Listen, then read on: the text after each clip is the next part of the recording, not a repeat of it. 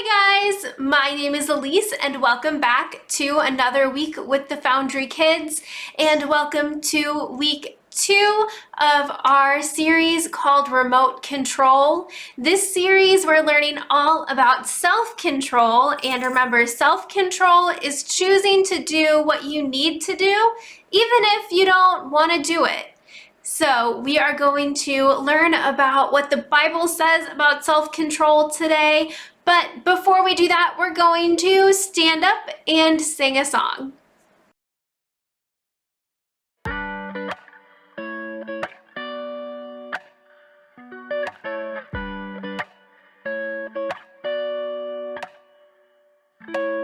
I'm at a stop sign, a fork in the road. Shaking my emotions, looking at my options. Which way to go? It's a moment of decision, an opportunity to do what's right by you and what's best for me. So maybe I will do just what I know that I should do, even when it isn't really what I'm wanting to. I know there is a way that I can honor you, and so I'm gonna do just what I know that I should do.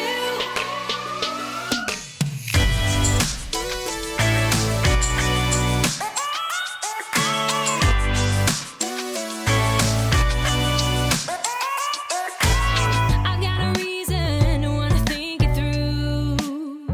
I know for every action there is a reaction. That's nothing new. It's a moment of decision, an opportunity to do what's right by you, To do what's right by you. what's best for me. So maybe I will do just what I know that I should do, even when it isn't really what I'm wanting to. I know there is a way that I can honor you, and so I'm gonna do just what I know that I should do. I'm gonna stop, I'm gonna look, and I'm gonna listen and make a good decision. Yeah, I'm gonna stop, I'm gonna look, and I'm gonna listen, yeah, and make a good decision. I will do just what I know that I should do, even when it isn't really what I'm wanting to. I know there is a way that I can honor you, so I'm gonna do just what I know that I should do. So maybe I will do just what I know that I should do, even when it isn't really what I'm wanting to. I know there is a way that I can honor you, and so I'm gonna do just what I know that I should do. Do just what I know that I should do. Do just what I know that I should do. So I'm gonna do just what I know that I should do.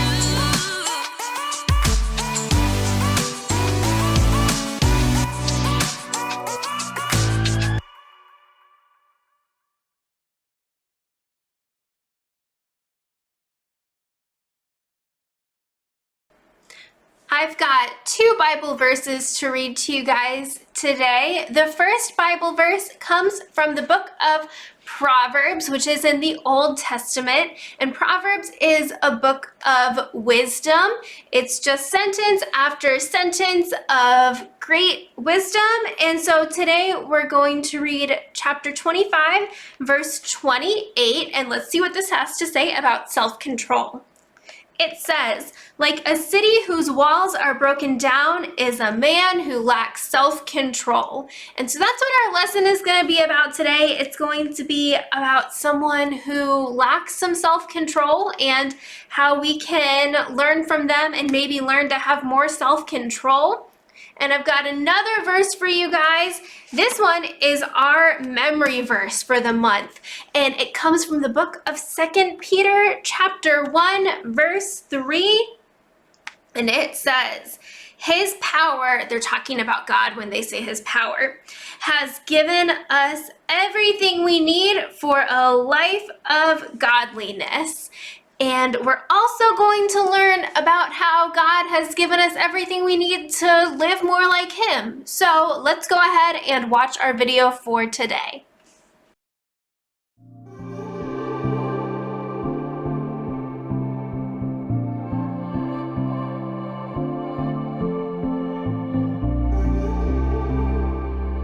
And we're on. Hey everybody, I'm Jacob. You ever think about what life was like before the remote control was invented? Just imagine, every time you wanted to change the channel, you had to actually get up, walk over to the TV, and change the channel dial. We'll be right back after these messages. Don't touch that dial.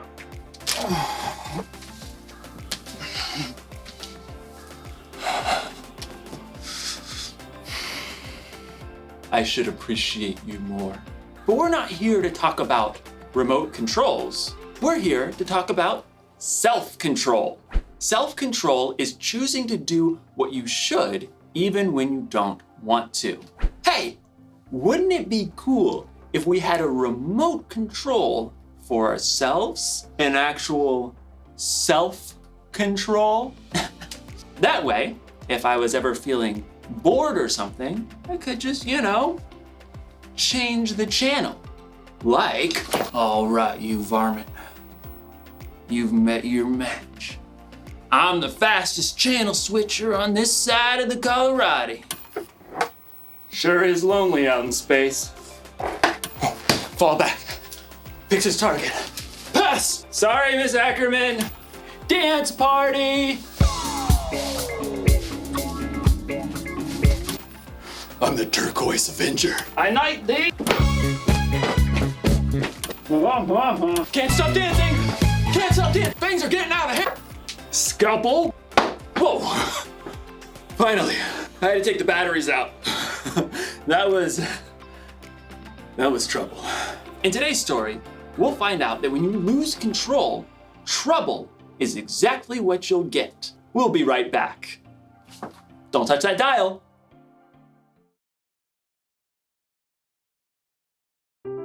The Bible. It's 66 books of history, stories, letters, and poetry that fit together to form God's one big story. The epic adventure of how He created us and loves us so much that He made a way to rescue us. As we travel through the Bible, from Genesis to Revelation, we discover people who met God and found their lives changed forever. Now, for an amazing story. Inspired by the book of Proverbs, chapter 25, verse 28. Theo Brickman knew he had the perfect name. He had been building brick creations ever since he could wrap his chubby baby hand around a mega brick. Brick! As Theo grew older, he moved on to brick building kits, but soon his imagination raced ahead of any building kit or building instruction set you could ever buy. I want to build Jupiter, all of Narnia, a ginormous flying pizza. Theo even got a job at a brick building store so he could spend his days surrounded by bricks. So he was overjoyed when he found out that a brick building TV show called Brick Bosses was going to be holding auditions in his town. I'll get on the show for sure. On the day of auditions, several dozen other people showed up along with Theo.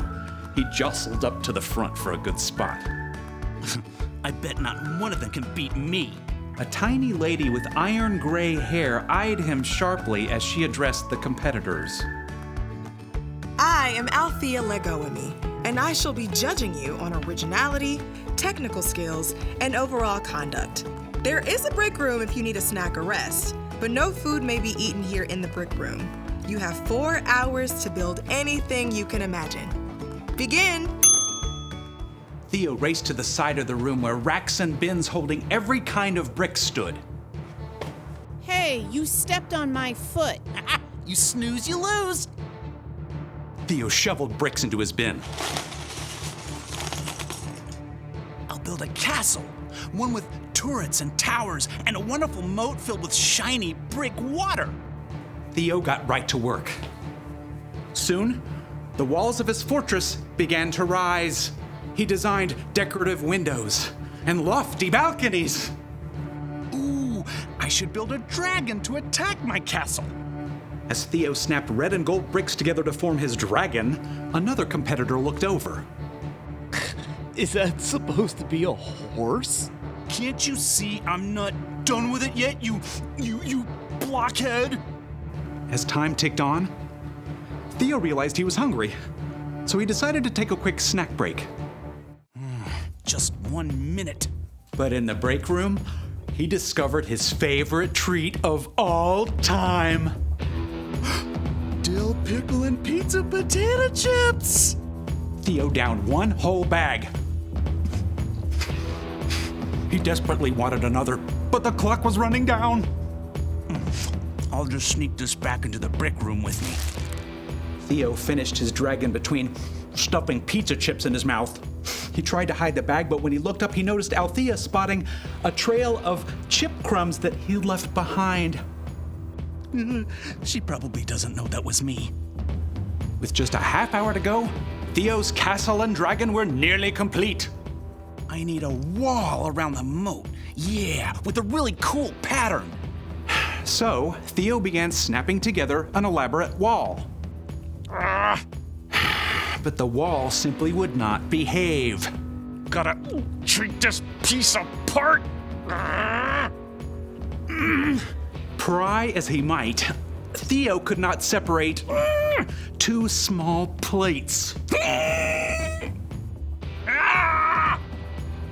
Frustrated, Theo hurled the locked pieces across the room.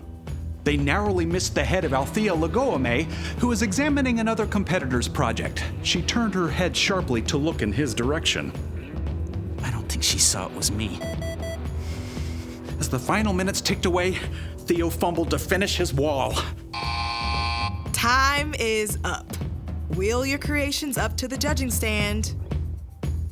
Theo glanced around as he wheeled his work table up to the front. Mine's the best! But as Theo slid his table into position, it bumped over a crack in the floor. A big section of his perfect wall tilted and then crashed down. No! It was too late. Time was up, so Theo was not allowed to repair the wall. No fair. Theo sulked all the way through judging. When the names of the winners were announced, Theo's was not among them. What a waste of time. Theo stormed up to Althea. So, it was my castle wall, right? If that hadn't fallen, I would have won? It wasn't the castle wall, actually. It was your wall. What? Part of your score was conduct. How you acted and followed the guidelines and treated others throughout the audition. But I built the best creation. You do an excellent job of building without instructions, but it's pretty hard to go through life without instructions. My favorite guide for life is the book of Proverbs. You mean in the Bible? Exactly. Proverbs 25:28 says, "A person without self-control is like a city whose walls are broken through." Oh. If your own wall was in good shape, I think you would have won today and caused a lot less trouble for yourself and the people around you. But that's not... What if I do? Work on my self-control wall, I mean. Then you should definitely audition again next season. I think you'll have an excellent chance. Thank you. I think. Theo was deeply disappointed not to be chosen for this show, but as he was waiting for the bus to take him home, he downloaded a Bible app and tapped his way to Proverbs. Yep, maybe it was time for some life-building instructions.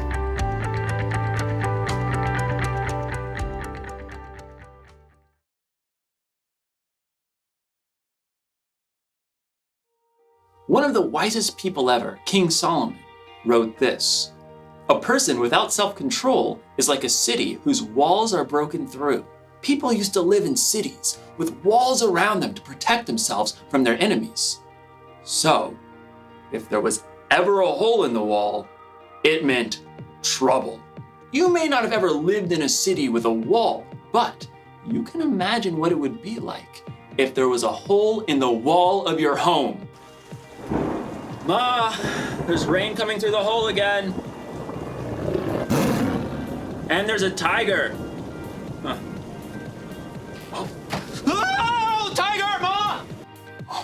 Walls are there to protect us from harm. When we lose control, it's like those walls are broken through. And that can mean trouble. When you're not controlling yourself. Can't stop dancing! You're not paying attention to the things or people around you. And that's when things get broken. And when you or other people get hurt. Oh, fall back. Picks his target. Pass! Sorry, Miss Ackerman. Oops. So, here's the one thing to remember today. When you lose control, it can cause trouble. But I'm gonna let you in on a little secret. If you really want to control yourself, you're gonna need some help. Here's the good news. Self-control is a fruit of the Spirit. That means when you put your trust in Jesus and follow Him, the Holy Spirit will be there to help you keep control. Because control is something everyone needs. It's okay. It's fixed now.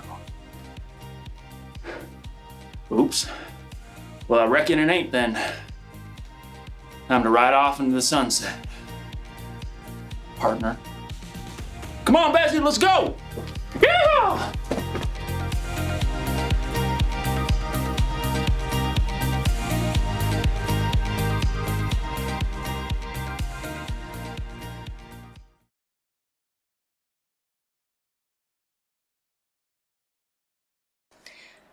Remember, self-control is a fruit of the Spirit. And so when we practice self-control, we're practicing living a more godly life, living a life that's more like what God wants us to live. And also practicing self-control can keep us out of trouble and keep us safe. So I hope that this week you guys practice self-control so that you can be more like God, stay safe, and stay out of trouble. And I can't wait to talk to you guys next week. Okay, bye.